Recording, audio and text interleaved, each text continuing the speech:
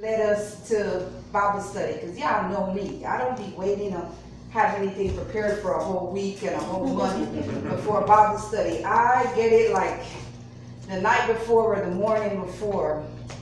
So turn in your Bibles tonight to Psalms chapter 10, verses 1 through 6. Psalms chapter 10, verses 1 through 6. And I need a reader, preferably from the NIV or the King James Version. I'm ready. Which one is the Psalm? Psalms 10, 1 through 6. I'm ready. Mm-hmm. Why, Lord, do you stand far off? Why do you hide yourself in times of trouble? In his arrogance, the wicked man hunts down the weak, who are caught in the schemes he devises. He boasts about the cravings of his heart. He blesses the greedy and reviles the Lord. In his pride, the wicked man does not seek him. In all his thoughts, there is no room for God.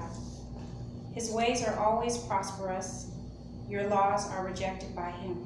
He sneers at all his enemies. He says to himself, nothing will ever shake me. He swears, no one will ever do me harm. So I don't have a topic for tonight's Bible study. As you listen, you can formulate your own topic. I do not have a topic for tonight's Bible study. But as we were at Mama Gloria's house last night and the television was on, they showed a picture of the president and it prompted a whole different conversation in the room. And as we all know, some of us that listen to the news, there was a lot going on this past week. I try not to get caught up with it, but you go on social media, there's something that shows some form of the news or whatever is happening, even if you don't literally sit in front of a television. So as we got home last night, Kareem looked at me and she said, where is God in all of this? And I didn't have an answer for her right away. And I said, in the book of Psalms, David was so upset and he was wondering where God was. And I told her, I said, I'll talk to you in the morning about it. Because I had to go to God and I had to pray. And this is not the only person that have asked, where is God in all of this that's going on? There is so much lost soul in this world, and we as believers, we get caught up in all this politics and all this stuff that's going on, and we become shaky. In the book of Psalms, it has a wonderful capacity to capture the reality of our human experience. Psalms is a book, if we really take our time and we study the book of Psalms, there's so many things that we can get other than just being a book of song, or as we all know it, that there's so many psalms and songs in this book. In Psalms 10, it actually is the cry of the righteous concerning the way of the ungodly.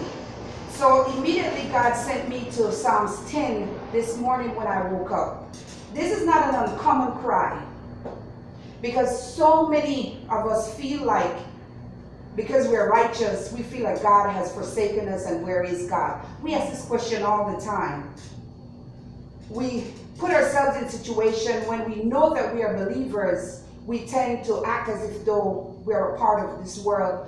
And we are a part of this world, but we are going through the same things and we are shaken up by all this political situation that's going on. In Psalms 10, David describes how he felt. In the first verse, he said, he felt like the Lord was not around. He wanted to know, he felt like the Lord was far away from him. He thought that the Lord had hidden himself from him in times of trouble. This is just how many of us feel during the times with all the things that's going on around us. Believers are worried. So I ask the question, why are we worried? If we know the God that we serve, why are we worried? We feel like God has forsaken us, just as David had mentioned in Psalms chapter 10. Each and every one of us in this room tonight know that when we are forsaken, we should go back to God. We're not supposed to be warriors.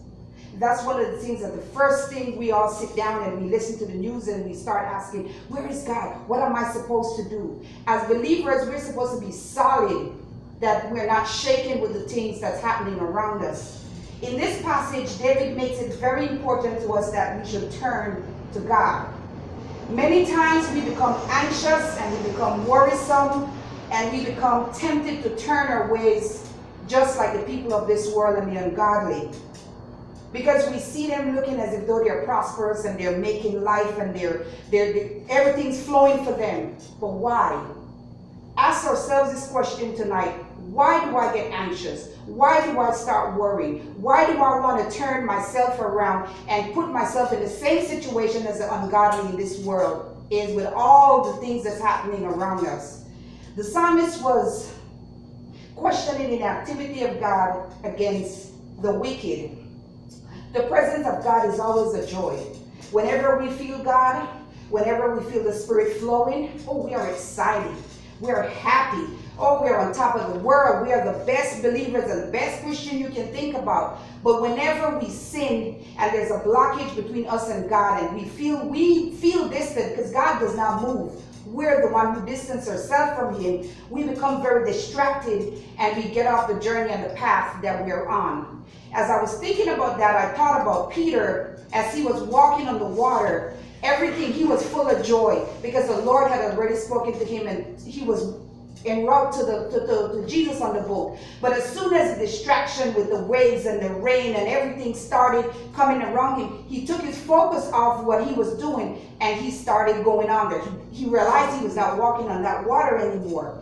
So as we break down these verses, we see arrogance. This is pride. This is one of the sins that goes so unrecognized with believers. By many of us, we do not realize that we are full of pride. And it affects our character. And our character shows exactly who we are. So as Jermaine was talking tonight about his week, pride, but it did not affect who you are. Character is what somebody wants to see when nobody's around and when you're by yourself. But in this passage, arrogance was present. David asked God, why do you stand afar off as if he was mourning? He found himself very angry at the wicked and even in his feelings. But even in his feelings, let us remember that David continued. If we read more down in the passage, he prayed. He turned to the one and true person who he knew could have helped this situation for the ungodly. With all that's going on around us in this country, we need to put our Christian pride aside. We need to start praying more. We need to start seeking God. Let us not be caught up with all the political foolishness and nonsense that's happening around us. Let us not be distracted. We see the wicked being so boastful and renounce the Lord. As believers, let us not be boastful. Let us walk in humility at all times. We see this all around us. People have attitude. People believe that because it feels good, it is the truth. It is so, and they put a seal on it. That's not the case. Such attitude is not of God. God should always be on our mind and in our thoughts. Every day, whatever we're doing, God needs to be involved in it. If there is arrogance in our heart, then there's no room for God. And if there's no room for God, then how can we say that we are children of God? Because if there's no room for God in our heart, then He's not our Father. So we need to make sure that God takes up residence in our heart. So many of these people in the government, in our jobs, in our families, even us, don't even look outside of the government. Don't look outside of our job. But let us look at ourselves tonight. So many of us are full of pride and arrogance that we lose our focus on God. If we say we don't have time for God, then we are arrogant and we exalt ourselves above God. Nobody is higher than God. So let us crush pride. Let us crush arrogance right now. We must remember that God resists the proud, but gives grace to the humble. In verse 5, it goes on to say that his ways are always prospering. The ungodly people love this part. People that don't love God, they love this part. Because all they think about is what they have. They think about what they can get, how they get it. They think about themselves. But us as believers, we need to remember that even though we might not have in abundance, we have a peace that passes all understanding. We have a peace that can take us through. So many of those people, we start envying them. We start grudging the things that they have, not realizing that the little bit that we have, we are at peace. Many of these people in politics, in the government, in our jobs, some people in our families, they don't sleep at night. But because of the peace that we have in our heart and the peace that we have in God, when we lay at night, we go to sleep. So many times we envy and we jealous people for what they have, and we don't realize what they did to get what they have. So as I said, I was reading this morning. God kept putting me through a lot of different scriptures, and I went to the parable where Jesus spoke about the soil. And I think it said the thorny soil is where all the cares of this world and the desires for riches choke of the word. We get entangled with things that are not of God, and it just choke God, the word of God out, because we don't want to hear it. We want to put other things in our mind. We want to put other things in our heart. And eventually, we're off the world. We're in the world, but then we become a part of it. We associate with everything that's taking part. We sit in front of the television and the news becomes so enticing to us, and we start arguing. For those of you who know my mom, that's all she talks about. And she's angry. That's the last thing she look at in the nighttime, the news. And she's angry. But yet from her lips, she praised God and she loved God. How can you? Even though it's my mama, I'm gonna be real about it. How can you?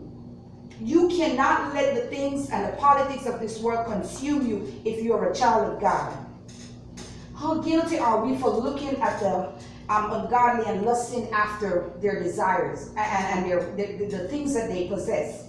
How many times do we envy others for what they have or they possess? That's questions that we need to ask ourselves. We might say we don't do it, but sometimes we do. How many times do we desire someone's jobs or their position? We might say we don't, but honestly, oh, I wish I had her position. Just the thought of wishing that we had someone's position puts us in that position. How many times do we choke on the word because of being envious? And I ask the question, why? Why do we do it? When all we have to do is empty ourselves of pride, of arrogance, of deceit, and give God all our heart's desire. There's so many things that each and every one of us desire, but we are scared of going to God with it. The people that don't know God, they might not believe who God is. They might not have God in their heart. But trust me, they call on God for whatever they want. But how many times we as children of God, we do not take our desires to God, or our heart's desire to Him. Many people are in positions and we don't know how they got it. But yet we envy. Being envious is prideful, it's arrogant, and it has no meaning. But we push God aside in pursuit of riches, instead of trusting and praying to God in pursuit of holiness. Families have been neglected more because of wanting more.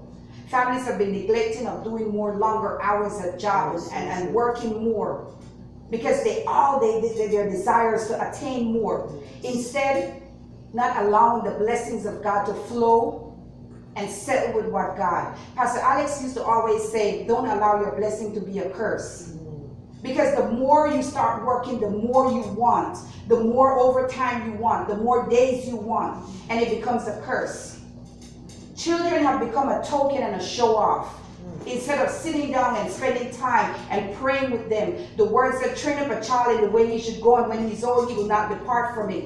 There's so many of these people in politics that are living these lives that maybe they weren't trained right. But we don't know that. So many people that have, maybe they weren't brought up right, but we don't know that. But yet we have envy for them. God really desires more of us to fight off evildoers and to triumph over victory.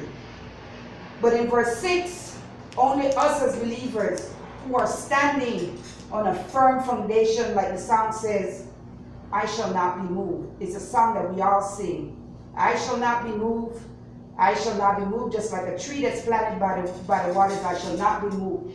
That should be a song that we as believers sing because we are confident that we will not be moved. We're confident on the things of God. But if we're harboring and we're still holding back, there's still sin, there's still pride, there's still arrogance in our life, we cannot say that we will not be moved. Because these things allow us to be shaky.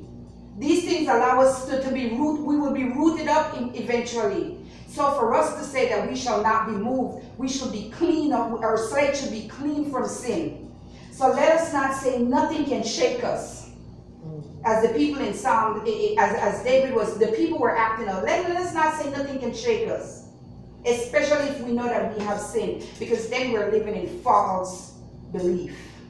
We're walking around with our chest puffed up saying how I shall not be moved, I shall not be shaken because I'm a child of God. I know God, God loves me. But yet we're living in sin. So that's a false belief. So let us quit, let us take that out of our vocabulary and deal with the things that are hindering us from being in the presence of God. Tonight we need to stop pointing fingers and focusing on the wicked and start focusing on our lives wholly and Him only. Because Paul said that through many trials and tribulation, we must enter the kingdom. Don't think that we're not going through trials. We will be going through trials. We will be going through aches and pains and stuff. But do we stay there? No. We are to be faithful. Let us not hold out on false belief. Let us stand on a firm foundation, and we shall not be shaken. Let us triumph over evil. Let us have a PSA. And as I was thinking PSA, I actually said positive spiritual attitude, and I call it a PSA. A positive spiritual attitude. Let us have that. Let us put God first. Let us focus wholly on God, and let us empty ourselves of pride. One of the things that many believers are struggling with. The wicked will be swept away by the turmoil and troubles of this world, but we will stand firm only if we trust and believe who God is. God is our only refuge to those that love and trust Him. Question, comments, concerns. As I said, there's not a title. You get a title from it.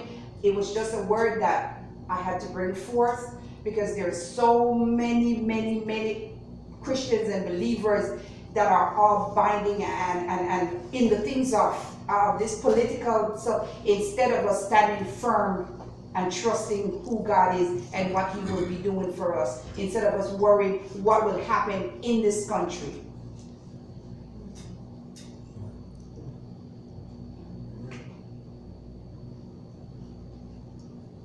It's funny because before you started, I did want to take 5 minutes and ask that very same question.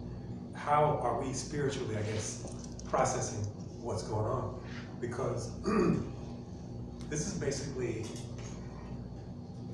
the beginning of a racial divide, you know? And it just feels very weird and very strange and very, it makes you a little upset and sad because of all that our ancestors did to get us to this place. And now it seems like it can easily slip away because people are being hateful and stupid, you know? I was thinking that this, if we flip, starting from verse 2, if we flip what's being described, then we have the answer to everything we were supposed to do. The opposite. Not boasting, not craving. This wicked man, and that's pretty harsh. That's a harsh thing to call someone a wicked person. What do you have to do to be wicked, to be convicted of such a thing? I would be very sad if somebody considered me wicked. But then that makes me examine, like, have I schemed? Have I boasted? Have I craved? Have I been greedy? And reviling the Lord, that's a hard one too, because when I reject Him with my disobedience, am I not reviling Him? Isn't that resenting the rules that He's laid down for me to lead a righteous life, which is the opposite of being wicked? So I was just thinking, I mean, this is not the easiest scripture to translate. I mean, because it's so stark in what it's saying. It's not really a negotiable, interpretive thing. It's not. But I was just thinking that if I take this in and consider it and then just do everything the opposite of what he's describing as being done by this wicked man, then I have the formula for being a righteous woman. So I'm glad to have this in front of me to consider. I don't know how effective I am at guarding myself from what's happening in the world. I somehow feel like it's justified for me to take things more to heart because I'm a mother. And I feel like it's so much more justified for me to be concerned and need to be aware of what's happening in this country, because I'm raising 2 children and 2 children who are Black. So, I feel like it's critical for me to be hyper aware of what's happening so that I can speak with them and address the issues. So I do stay up on current events.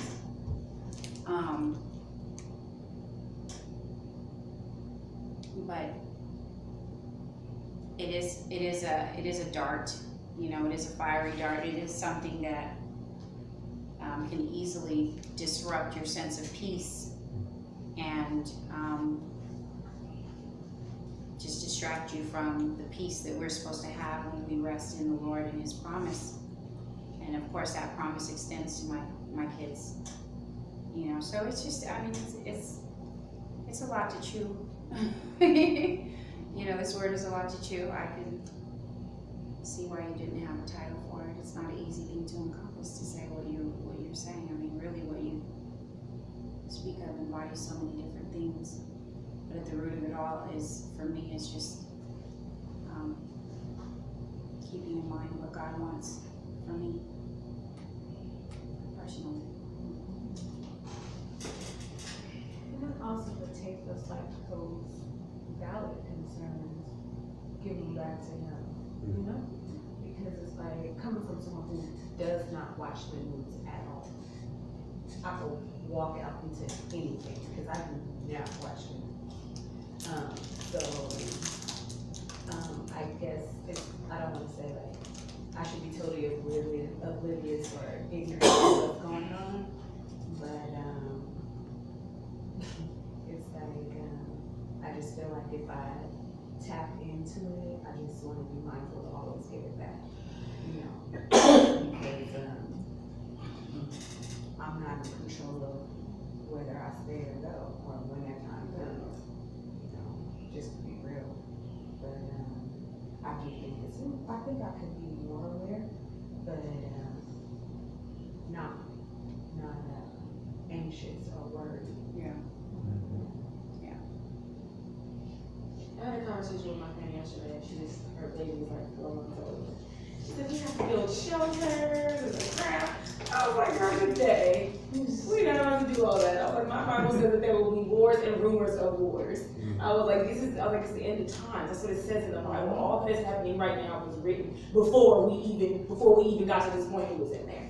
I was like, so do you not think that he didn't write something else in there that to comfort us during this time? And I was like, all you're doing right now is serving God and raising your daughter the way God wants you guys to raise your daughter. I was like, and with that said, just keep going. I was like, whatever happens is what he wants to happen. I'm not saying don't be woke. That's not what I'm saying. What I'm saying is don't let it turn into fear.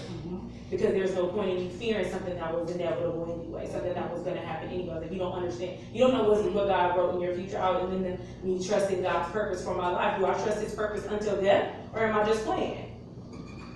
That's how I feel. Like, and I had to ask her that, and she was just like, I trust it. I said, then walk it out. He got you. And that's what Pastor Alex said too. Like, knowing the word, a lot of stuff won't bother you.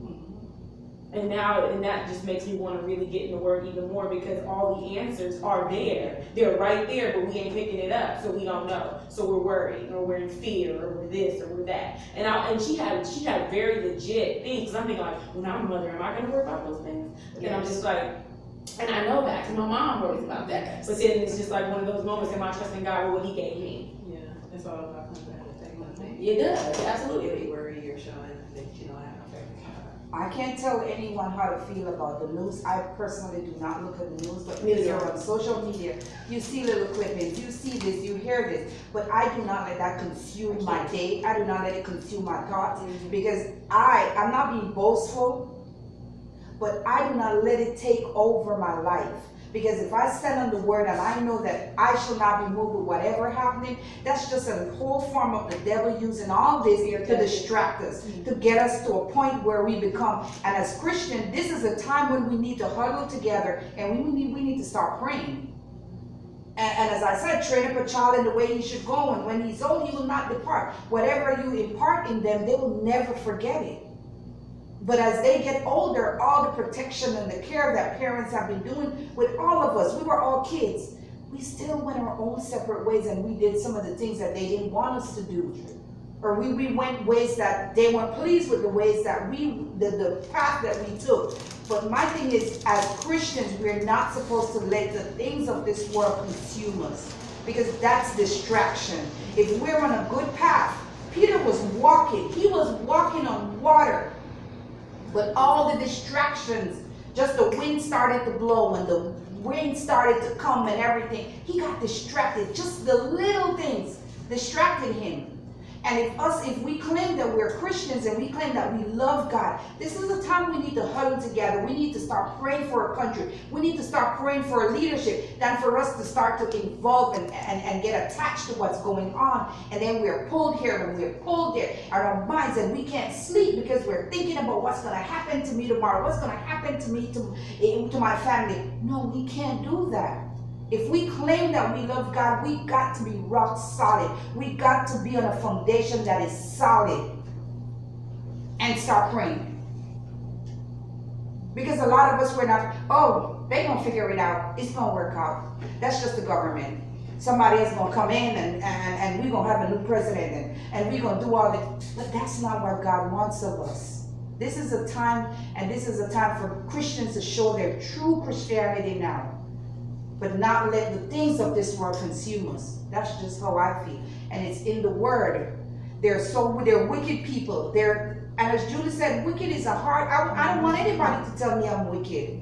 So that had to show that there's a lot of things that that was inside of them, that he was seeing, that he had to say they're wicked. They're evildoers.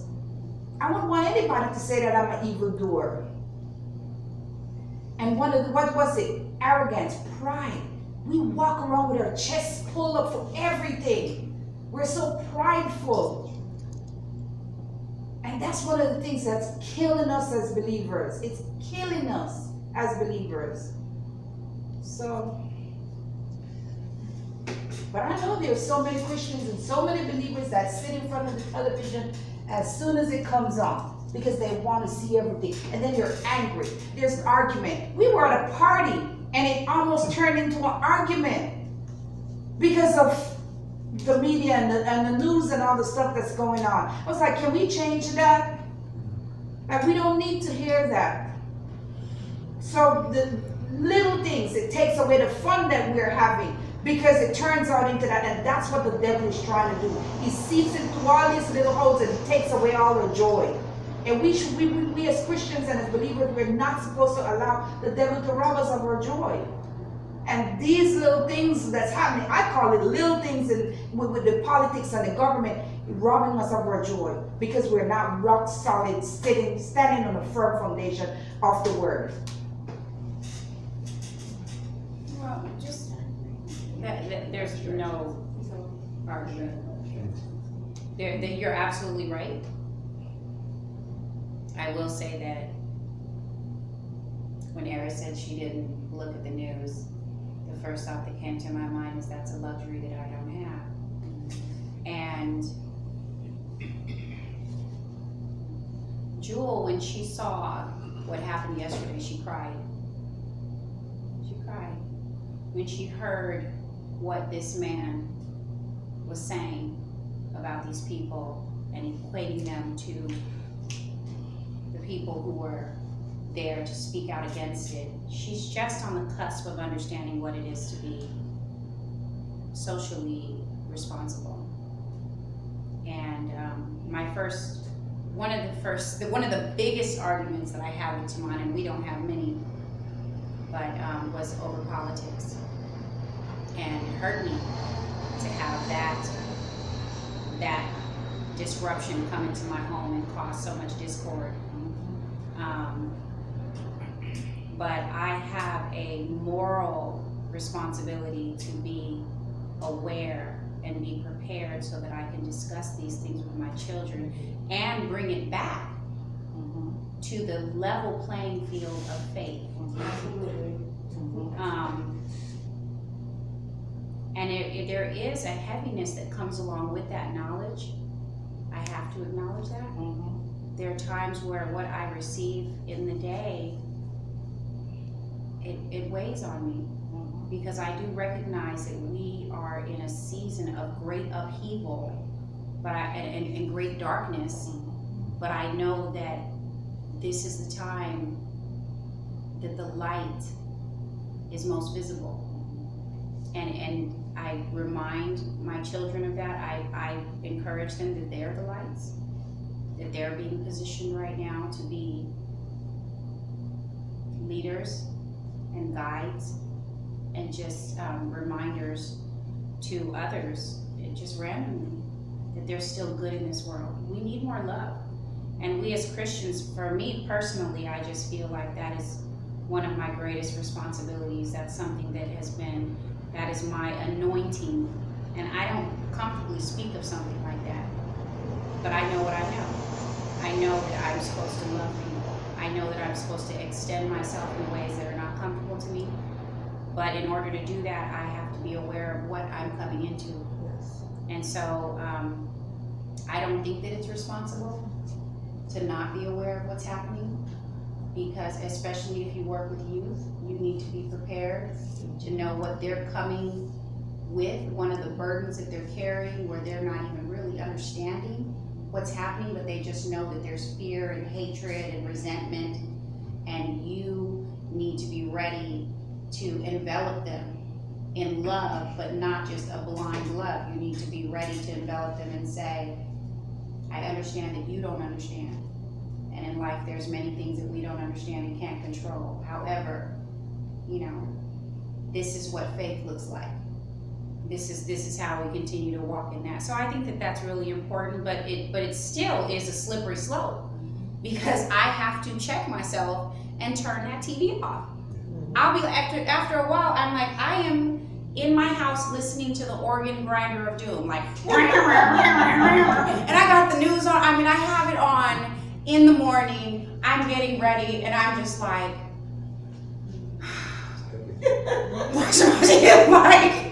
I'm just going out to this crazy road, and I'm like, you know what? How can I open my morning with prayer, walk, come out of my room with confidence, getting my word, and then I turn on the news. Like, I go from, I trust you, Lord, to turning on the news like, Where are you now? and I don't ask that. I don't ask that, but where David says, why do you stand so far off? That's so funny, because it's not God that's standing far off, it's him that's drawn back. So here I am in his presence, and then I draw back and get that remote and turn the TV on. So it's really of my own. It is absolutely self-inflicted. It's tricky. It's designed to be tricky because God actually, I don't think that he wants any slow people. We're not supposed to be slow. We're not supposed to be oblivious. We're not supposed to just blindly have blind faith. Like, I trust you, Lord, and I'm just going to walk just blindly and just, no. One of the things that sticks in my mind is what Kamika said some time ago. She said, these hands are trained for war. You can't be a warrior, you can't be a soldier and not know the strategy. And how do you come up with a strategy if you don't know what's happening on the battlefield? If you don't know the attack, you don't know the attacker, you don't know what their tactics are. We have to be prepared. So there is a level of preparedness that we're supposed to have, but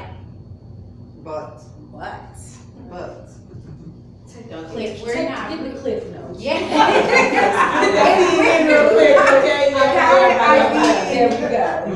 It is true. It is true because it will suck you into that negativity. Yes, there is.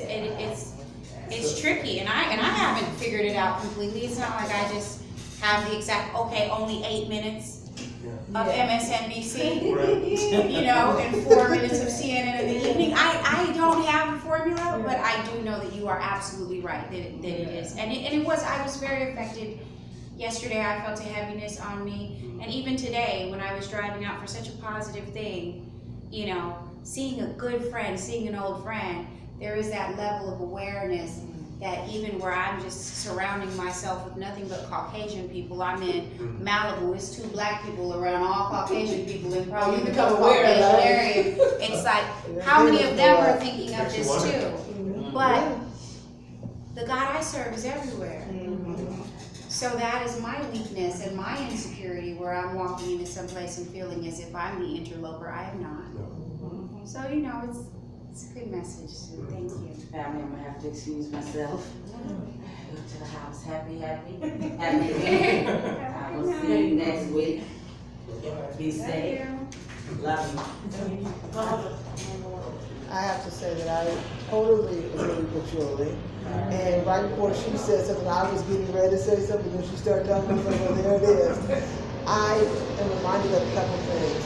One, that once again, we live in a separate kingdom that's traveling through this kingdom.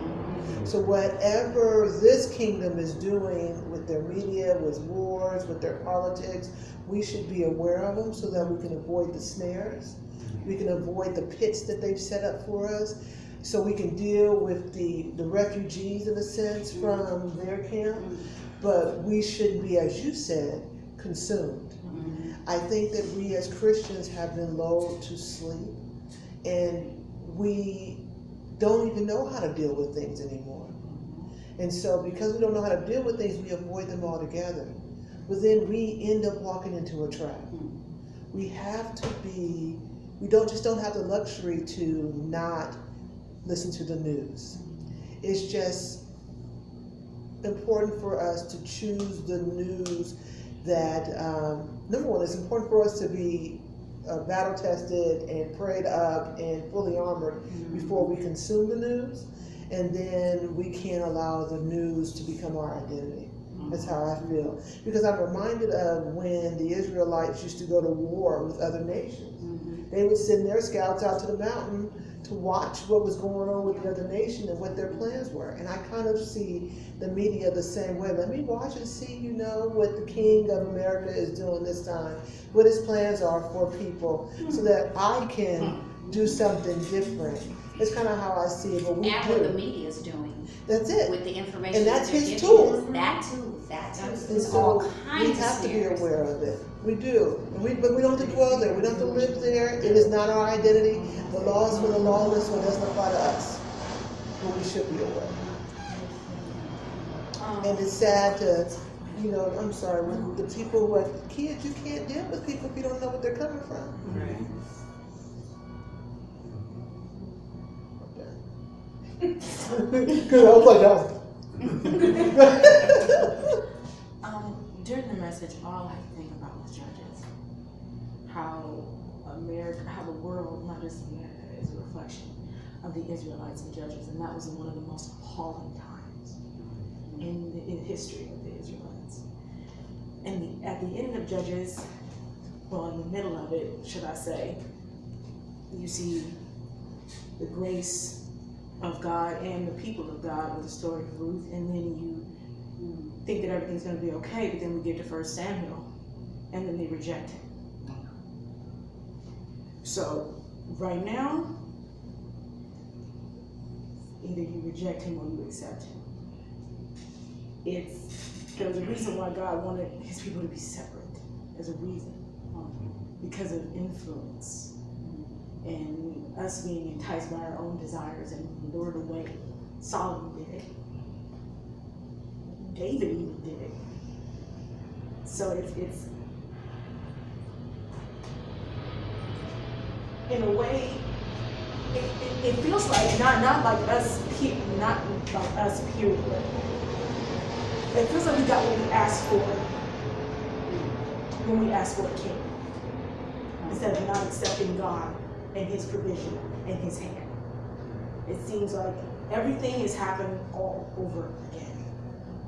The apostasy, the rituals, what's socially acceptable now, what's normal now. It seems like rebellion is those people who follow God and follow him with reckless abandonment. So we see what the Israelites are in Judges, which is a reflection of the world today and how even Christians respond. We are being influenced by the media. We are being influenced by what we want. We are being influenced by what we don't have. We're being influenced. And then we get Ruth. There are a remnant of people who are for God wholeheartedly, without question. And then at the end, and then I just see everybody moving forward, and then something happens, and then rejection comes in. But it's not rejection from the world; it's us rejecting God. As long as we, as men and women of God, because the people with children, they have so much to worry about. It's not even funny. They have so much to worry about. But then we think of Hannah when she gave Samuel back to God, because she knew he was on loan anyway, and she was barren. All she wanted was a child, and she gave him back. And God protected Samuel. God had Samuel, and Samuel was trained in the way that he should go, because as an amazing mother, Hannah did her job. So it's just so much reflection of the Bible in the world today. And sometimes I wonder why we allow ourselves to get so riled up when the same things were in there. The only thing is, the Israelites didn't have CNN. Right. They didn't have internet. So sad. And then they were better off for it. Right. Right. And in most cases, they were not. They were not. Because they had been doing crazy stuff too.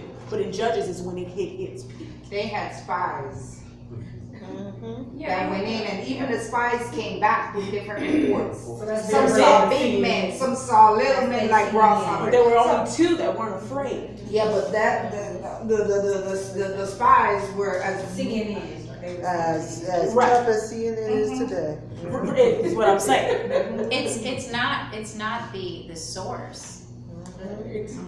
It is, or rather, it's not the resource, it's the source. These are the same tricks of the devil. He's just replaying them in modern time. Absolutely. But it's the exact same tricks, and we just keep falling for them. Yeah. So like I said, God does not want his army full of a bunch of slow Right. people that can't catch the beat, that don't understand, that don't know how to call, you know. It's like, They ain't got no rhythm. there's a responsibility that we have, including the very serious responsibility of being able to identify when someone's wicked, and removing yourself from their presence. And if you recognize certain things in yourself that resonate with wickedness, then you have to distance yourself from that as well. That comes along with the dying of the flesh daily. That comes along with, and you know, I hang on. And that's so embarrassing to say, like, just that remnant of Julie where I'm like, but this is Julie though. This is me though. You know, and it's like, it's so crazy that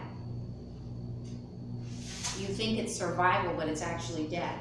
Like, we think that we're hanging on to ourselves for the survival, and it's just an instinctive thing, but it's actually, we're just promising ourselves death in the worst possible manner. So, you know, just stay, we gotta stay woke. Look what happened. Who was falling asleep? Peter. He kept falling asleep. I mean, we're supposed to stay woke, for sure. Okay. Good word. Thanks, Mr. Sue.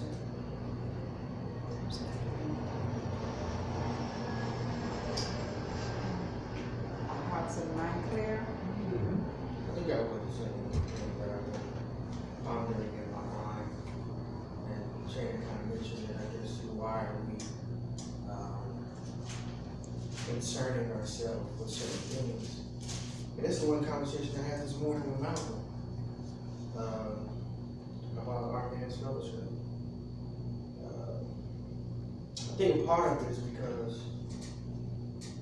we are believers in Christ, and we get a remnants of what the word is, but then oftentimes we forget who God is. We get in a position to where I want to deliver this person, I may want to solve this problem, X, Y, and Z, whatever, and then we just forget who God is. You know, I was just looking at Job too, and it says in Job 11, where it says, surely he recognizes deceivers, and he sees evil. Does he not take note? No question mark. And that's kind of true. In certain instances, maybe certain things that we concern ourselves with are not even our job. It could be simple as just pray earnestly, and that's it. But we think that, oh, okay, well, we believe in Christ and we follow Christ. I'm supposed to do X, Y, and Z. But that's us, and probably not God even told us to do that. So I think part of it is the reason why we concern ourselves with so many things that we can solve so many of these problems. And I don't think that's the case sometimes when God is like, no, God got this. You know, our job is just, like I said, being simple, just praying. As you mentioned, as believers coming together and praying are simple as being the light of the world. You know, and when we are in those situations where, you know, evil or it presents themselves, it's all about, okay, well, this is your opportunity. How do you respond to that? You know, and this is one of the conversations I had with Dana last night. You know, we talked about how I was acting and how Jesus, when he was mad in the temple and he turned over tables, but he didn't grab and just go slapping people. I'm sure he probably wanted to, you know. But it was how he responded, you know. So far, I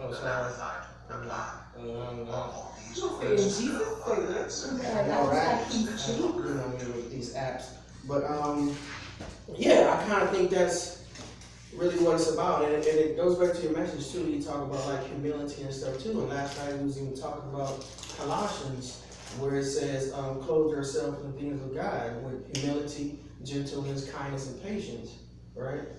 But are those the things that we're really possessing? You know, maybe that's what it is to me. I mean, that's just my take on it, you know. Well, we also talked about it being about a time for everything. There's a time for peace, there's a time for war, there's a time to pray, there's a time to cry, there's a time for it all. You're all right. I'm just saying, like sometimes, or maybe it's just me sometimes, I'm like, dang, you know, I read this word and be like, dang, well, now I can just conquer, where it's like, that's not my job to conquer. I don't know. It could be just afraid, you know what I mean? That's probably what it is. Sometimes we put on the cape, like. And eat your cake. Man, Jesus be like, girl, just sit down, turn your fan off. Sometimes I think he just steps on it while we trying to fly. Jesus like kingdom of caveman, I suppose, like you try to fight people battles or try to fight other stuff because you're not built to take on some of the things that we try to take on. Maybe it's not yours to take. I honestly could get, I just started reading the Bible. Be good, keep reading, girl. I just got lost. I don't know what half the stuff is. I remember already. I know where it's in there, and I know. That's when you hit that Google, it's in there. That sounds like the message version. The message is straight to The point. I call it the Bible, the version for dummies. That and It's like the point. that well-balanced sound, but it is in I like God. that. You might find that in that version, like, take the cape off. It might be there in the message. They're my favorite. But, Usually get ASD. We have amplified. you still going, German? Oh, no, I'm good, I'm Oh, sorry. Anyone, well, thank you guys. Oh, sorry. Thank you guys for coming out. Any prayer requests?